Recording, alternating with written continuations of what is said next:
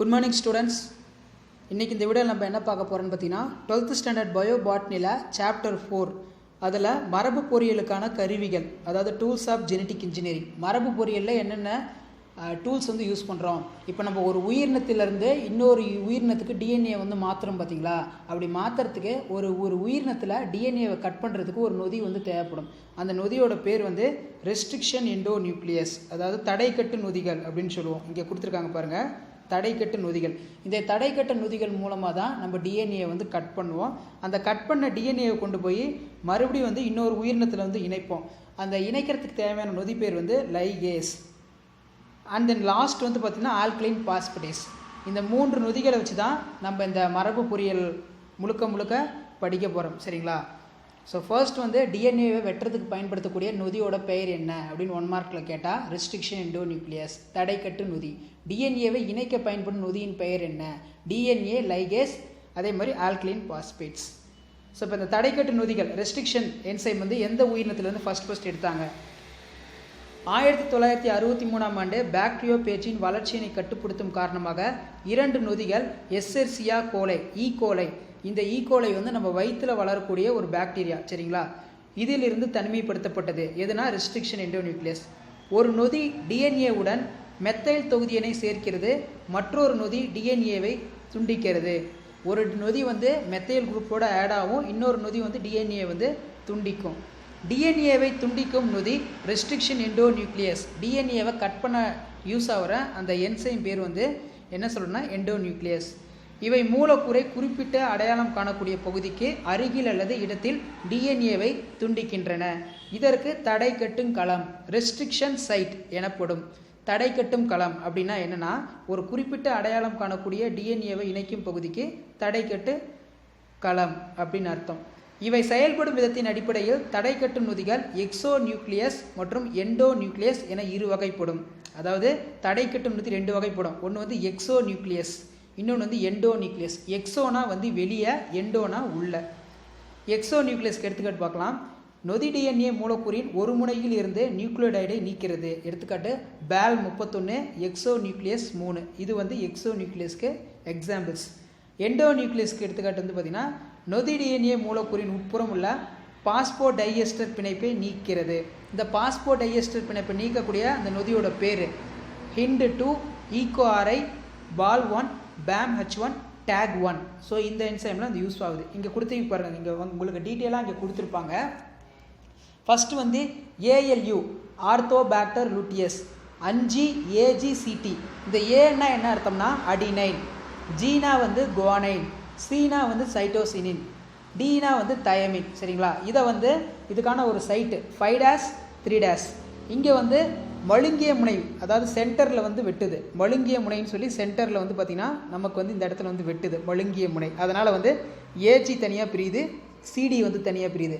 அதே மாதிரி டிசி தனியாக பிரியுது, ஜிஏ தனியாக பிரியுது. அடுத்து பேசிலஸ் அமேலோ லிக்விபேசினஸ். இது எப்படி பிரிக்குதுன்னா, அதாவது இந்த இடத்துல இப்படி ஸ்ட்ரைட்டாக இப்படி பிரிக்கிறதுனால இது ஒட்டு முனைகள் அப்படின்னு சொல்லுவோம். சரிங்களா? அண்ட் நெக்ஸ்ட் எஸ்செர்சியா கோலை, மனித சிறுகுடலில் வாழும் ஒரு பாக்டீரியா. இது எந்த மாதிரி பிரிக்குதுன்னா, ஸ்ட்ரைட்டாக இந்த குவானைன் இருக்குது பார்த்தீங்களா, இந்த குவானைன்லேருந்து கரெக்டாக இந்த குவானைன் வரைக்கும். ஸோ இப்படி பிரிக்குது. இது ஒட்டு முனைகள், ஸ்டிக்கியன்ஸ். அடுத்து ஹோமியோபில்லஸ் ஏஜினெசிஸ். இது பார்த்திங்கன்னா மழுங்கிய முனைகள்னு சொல்லலாம். சென்டரில், அதாவது GG guanine, CC cytosine, CC cytosine, GG guanine. அடுத்து ஹீமோபில்லஸ் இன்ஃப்ளூயன்ஸா.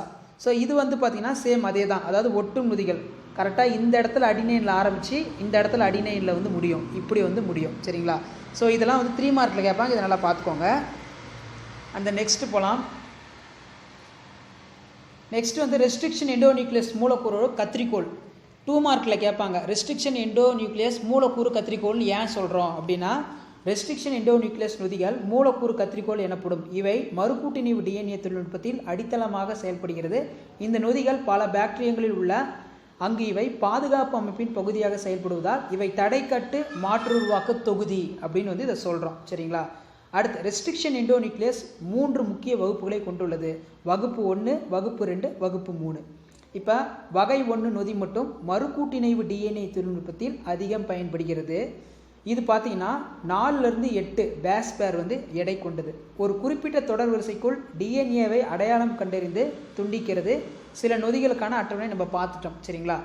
ரெஸ்ட்ரிக்ஷன் நொதி ஹிண்ட் 2 எப்போதும் ஒரு குறிப்பிட்ட வரிசையில் 6 கார இணை அடையாளம் கண்டறிந்து அவ்விடத்தில் டிஎன்ஏ மூலக்கூறை துண்டிக்கும். Adenine, guanine, cytosine, thiamine.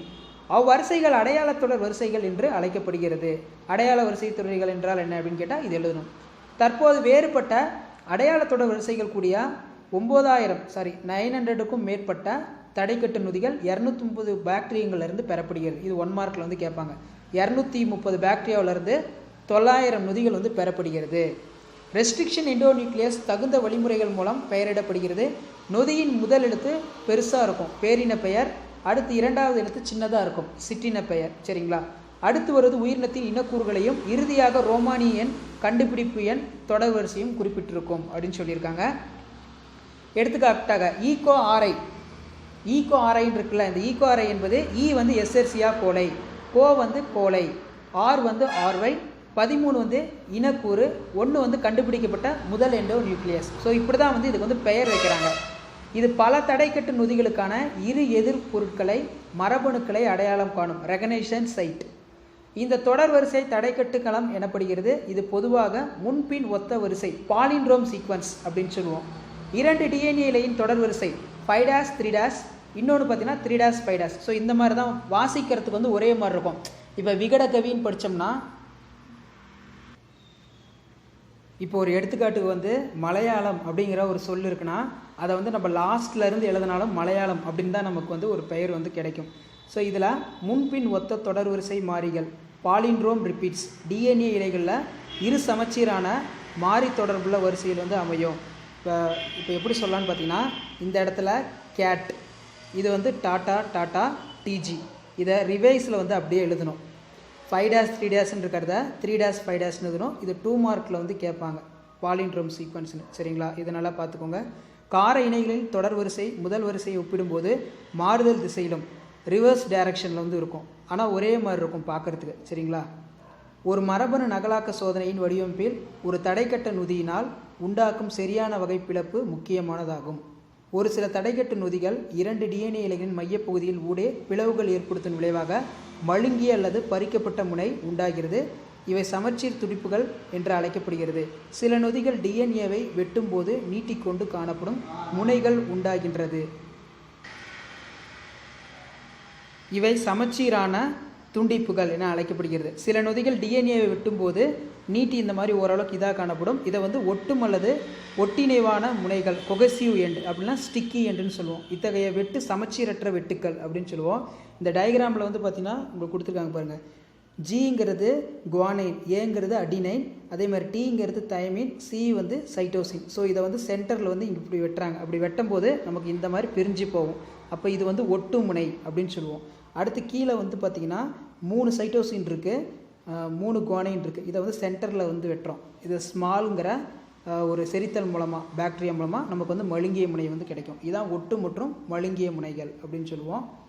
DNA மறுகூட்டிணைவு தொழில்நுட்பத்தில் முக்கிய பங்காற்று வசிக்கின்ற 2 நொதிகள் டிஎன்ஏ லிகேஸ்